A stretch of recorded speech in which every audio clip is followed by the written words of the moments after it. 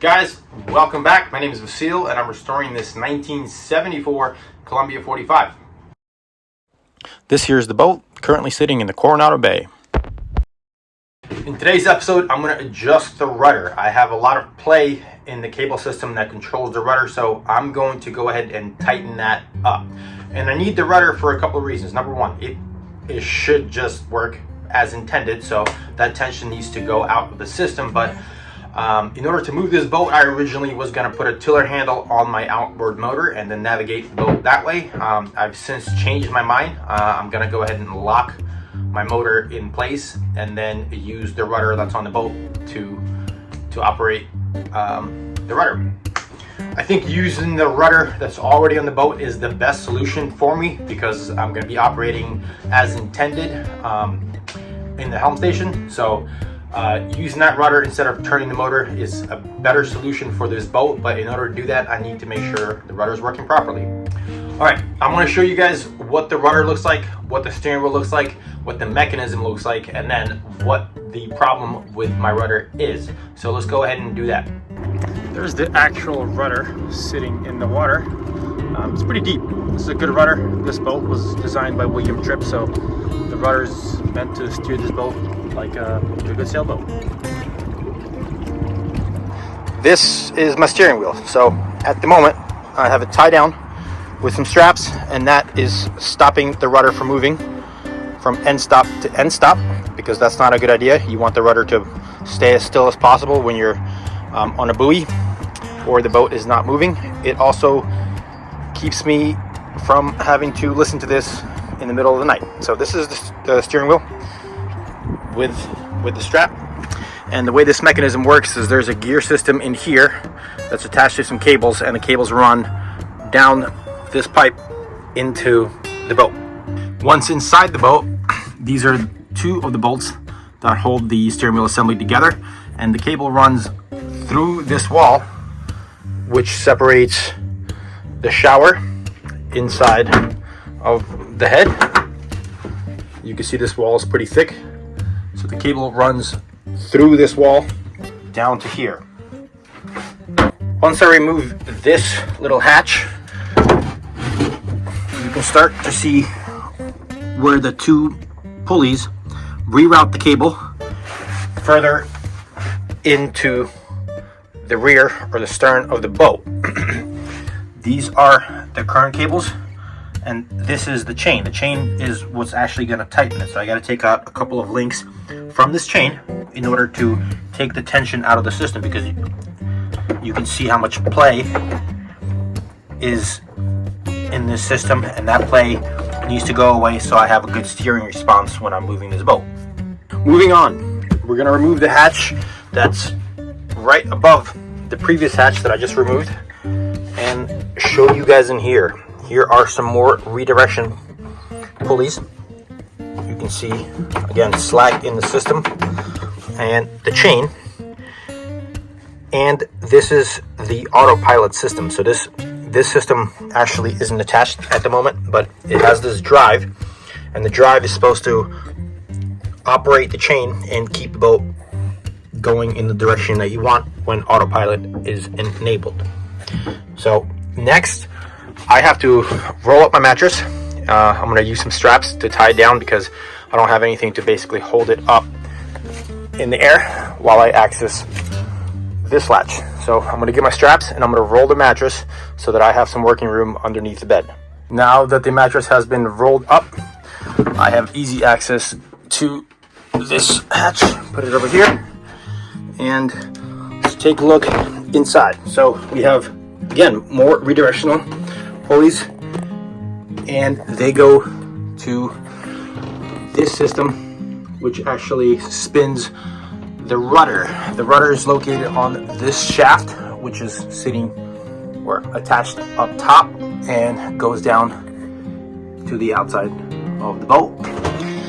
And again, this right here, same thing. You guys can see how much slack is in the system. So I'm going to go ahead and start tightening that chain. Also, while I'm here, guys, take a look at how much rust is in here. These bolts are in super dilapidated condition, And that's going to be a future headache of mine, is taking out all of the rusted metal that's along the bilge of this boat and basically redoing all of that. So that sucks. That sucks a lot. That's basically decomposed. I mean, look at that. Flakes. Just flakes. That used to be metal. Not no more. Also, wanted to show you guys this. I was looking through these pieces that were here from before. The previous owner had told me that they tried to repair or tighten the rudder and were unsuccessful. But look at what I found. There's a bullet next to here. I don't know what the hell happened to this boat or on this boat. I'm sure this thing has some history, so there you go. Bullet on board. While there's waves, I wanted to show you guys this. You could basically see that there's play in the system. So when the rudder moves, the cables basically come out of these little lines. So here's a good view of it. So yeah, that play needs to be taken out. This is how much play needs to be taken out. So basically, you can see where the chain, once tension's on, it goes into this little cutout. But you can see how much play needs to be taken out in order for this thing to function properly. I have to figure out a way to basically stabilize this, because once I loosen that, if there's any waves coming in, my straps up top aren't going to do anything. So this needs to be locked in place. Like this is a good example. You can't do that. It needs to stop moving. Ideally for this, I'd have my clamps, and of course, last time I had the clamps on here, and I took them home. So I'm gonna try to secure this using straps. If the straps work, great. If they don't, I'm gonna have to go ahead and come back with some clamps so that I can prevent this from moving when I release the tension from the clamps that are holding the wire together, so that I can do this properly. Right after I said that, I thought in my head, I was like, wait a second, wait a second. I remember, yes, the previous owner had a clamp. I just remembered where it was. It was in the closet. So now I have a good clamp, and I'm not going to be using straps. I'm going to be using this clamp to go ahead and tighten that rudder mechanism down, so that if the waves come by, I won't have a rudder that's moving, and that'll make this installation can't talk today. This adjustment far easier and far safer. Okay, here's the clamp. Put a piece of wood to protect the gel coat.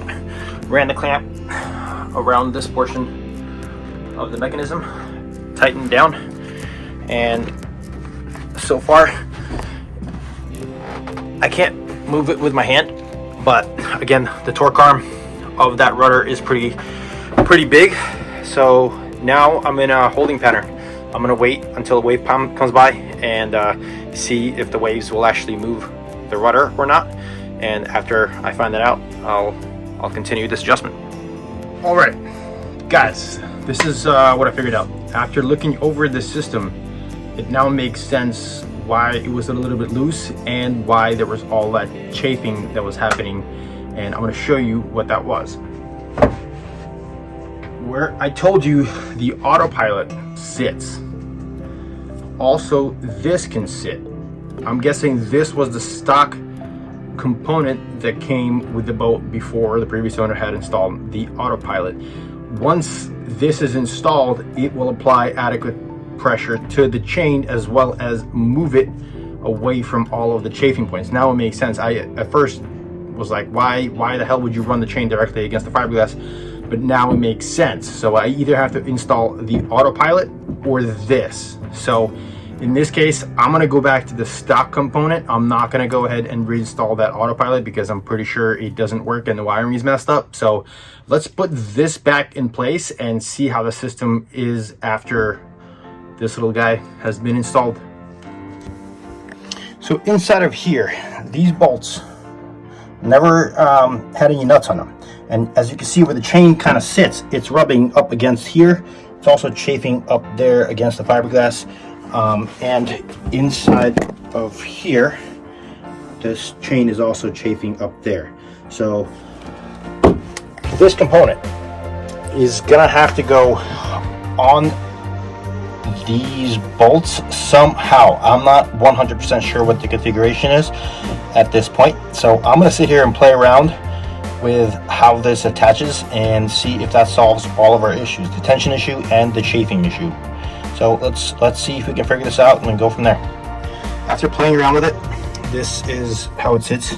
So it has 3 bolts that are perfectly situated for its location, and the chain will actually have to go through this sprocket. So once I'm done mounting this portion on, so once I tighten it down, I'm gonna go in here, lift this up, and this guy right here that holds the chain together, I'm gonna take him out and then feed the chain back through that sprocket, bring it back to here, and connect this lock, and we'll see.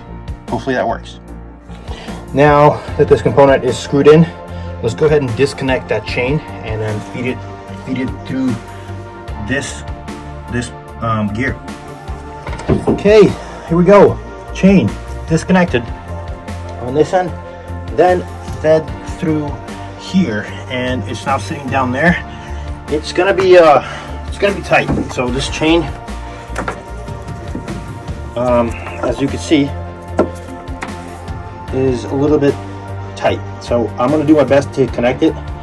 Hopefully it'll work. If not, I have some extra links I can attach, but let's see if we can make this work and then check the system.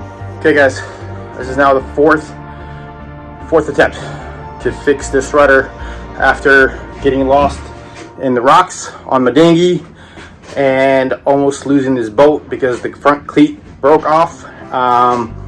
I'm now on here, and I think I got the rudder set up going the way it's supposed to be going. So issue was this mechanism was missing this sprocket piece, so this was not attached. So when the previous owner had repaired the chain on this rudder system, he basically forgot or neglected to put this piece in, which is what was causing the play in the system. So I put this piece back in, fed the chain back in, connected the locking